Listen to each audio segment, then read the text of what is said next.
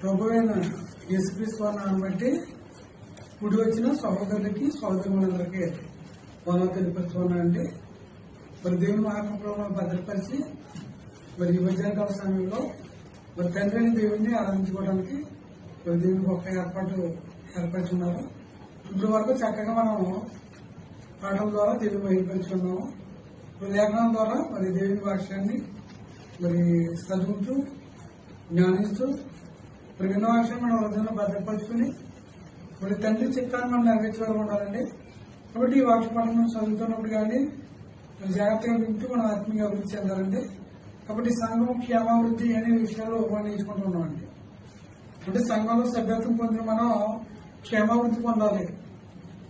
అంటే ఎటు రీతి మనం అభివృద్ధి పొందాలి, మరి ఏ విషయాల మీద మనం హృదయాన్ని కేంద్రీకరించుకుని దేవుడికి ఇష్టమైన ప్రధానంగా బ్రతకాలని గ్రంథం తెలియబడినట్టు రీతి మనం ఆత్మీయంగా అభివృద్ధి చెందాలి.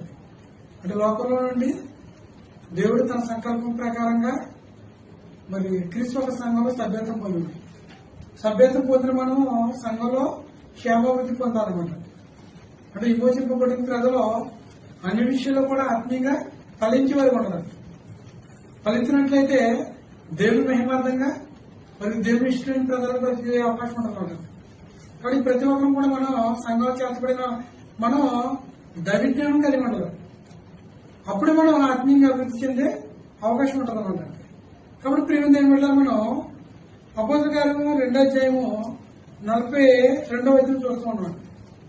అపోస్తలుల కార్యములు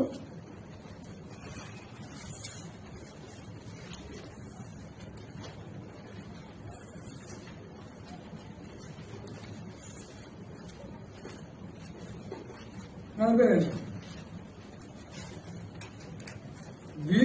వీరు అపోస్తలుల బోధ యందును సహవాసమందును రొట్టె విరుచుట యందును ప్రార్థన చేయడం యందును ఎడతెగక ఉండిరి.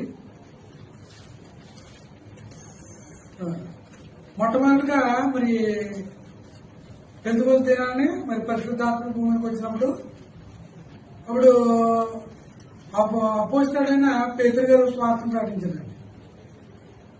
ఎప్పుడైతే స్వార్థని వారు విన్నారో అనేకలు ఏం చేశారంటే మార్పులు చెందారు.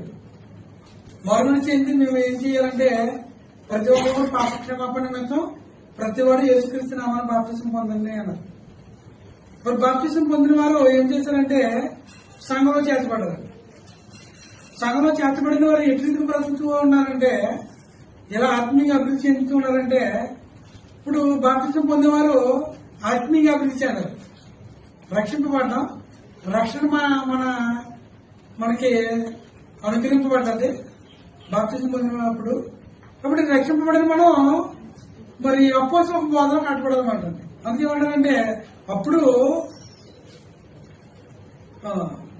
వీరు అపోస్తలుల బోధ యందును సహవాసమందును అంటే మనం అపోస్తలులు ఏదైతే ప్రకటించారో ఆ బోధ ఎందుకు కట్టబడుతూ ఉన్నారన్నమాట.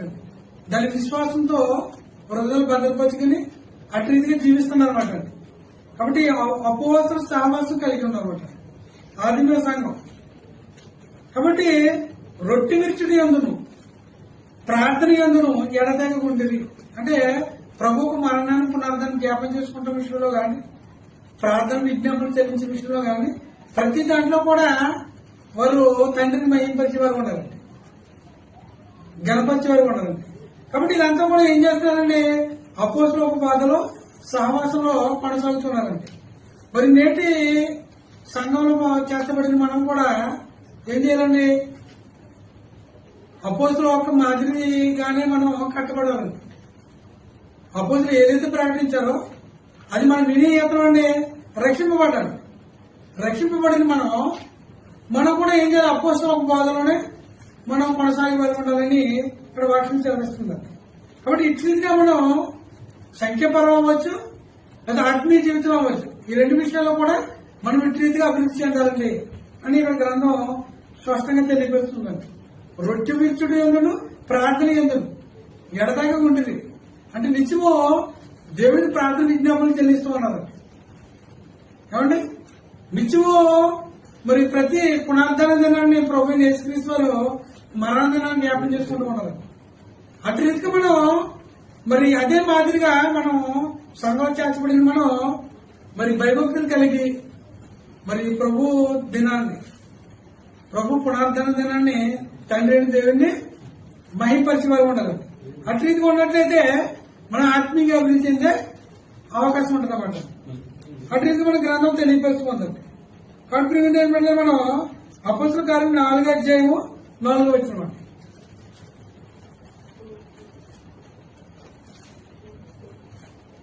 వాక్యం విని వారిలో అనేకులు నమ్మింది. వారిలో పురుషుల సంఖ్య ఇంచుమించు 5,000 అయింది. ఎవరైతే వాక్యం వింటూ మారుమనసు పొంది సంఘంలో చేర్చబడుతున్నారు అంటే పరిశుద్ధాత్ముడు మరి అనేకుల్ని ప్రేరేపిస్తూ ఉన్నాడు అనమాట. అందుకని యేసుప్రభువు సర్వలోకానికి వెళ్ళండి, సర్వ సృష్టికి స్వార్థం ప్రకటించండి. నమ్మిన వాడు రక్షించబడతాడు, నమ్మిన వాడికి శిక్ష విధింపబడుతుందని చెప్పారు ప్రభువు యేసుక్రీస్తు వారు. అటు రీతిగానే అపోస్తలులు ఏం చెప్తారండి? స్వార్థం ప్రకటిస్తూ ఉన్నారండి. ఎప్పుడైతే స్వార్థం ప్రకటిస్తున్నారో వారు ఏం చేస్తారు? స్వార్థం లోబడి, వాక్యానికి లోబడి ఏమన్నారండి? ఇంచుమించు వాక్యం వినిన వారిలో అని ఎంతమంది వెళ్ళారో మనకు తెలియదు, కానీ వాక్యం వినిన వారిలో అనేకులు నమ్మి వారిలో పురుషుల సంఖ్య ఇంచుమించు 5,000 మంది. అంటే 5,000 మంది సంఘంలో చేర్చబడుతున్నారండి. అంటే ఆత్మీయంగా వాళ్ళు అభివృద్ధి చెందుతూ సంఘంలో చేర్చబడుతున్నారు. అంటే వాక్యానికి ఉన్న శక్తి అనమాట. వాక్యం వింటున్న మనము ఆ శక్తి గల వాక్యాన్ని సాత్వికంతో అంగీకరించాలన్నమాట. అంగీకరించినట్లయితే మళ్ళీ ఏం చేస్తుందంటే మనలో ఉన్న పాపాలు కానీ, మనలో ఉన్న అవిధేయత కానీ అన్ని తొలగించి మరి దేవునికి ఇష్టం లేని ప్రజలుగా మనం అంగీకరించి స్వీకరింపబడతాం అన్నమాట. బాప్తిసం తీసుకుంటాం అన్నమాట. అటు రీతిగా మనం ముందుకు కొనసాగాలన్నమాట. అంటే ఎవరైనా వాక్యం వింటున్నప్పుడే మారుమనసు వస్తుందండి. వీటి వల్ల విశ్వాసం కలుగుతుందండి. కాబట్టి ప్రతి ఒక్కరికి మనం ఏం చేయాలంటే సువార్తని ప్రచురించే వారిగా, ప్రకటించే వారిగా ఉండాలండి. అంటే వాక్యానికి ఉన్న సామర్థ్యం అంటారు. ఒక మనిషి హృదయం మారాలంటే ఏం కావాలండి? వాక్యం అండి. వాక్యాన్ని విన్నప్పుడు ఏమవుతుందండి? మారుమనసు పొందాలన్నమాట, రక్షింపడతారన్నమాట. కాబట్టి ప్రతి ఒక్కరు కూడా మరి వాక్యాన్ని వినేవారుగా ఉండాలని ఇక్కడ గ్రంథం తెలియపరుస్తూ ఉంది. అటు రీతిగా మనం ప్రతి ఒక్కరు కూడా